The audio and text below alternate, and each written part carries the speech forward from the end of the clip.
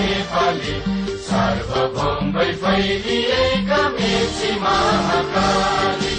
प्रकृतिका कोटि कोटि सम्पदाको आचला वीरहरूका राजत्वले स्वतन्त्र र अचला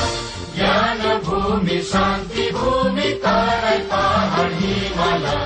अखण्ड यो प्यारो हाम्रो मातृभूमि नेपाल बहु जाति भाषा धर्म संस्कृति छ विशाल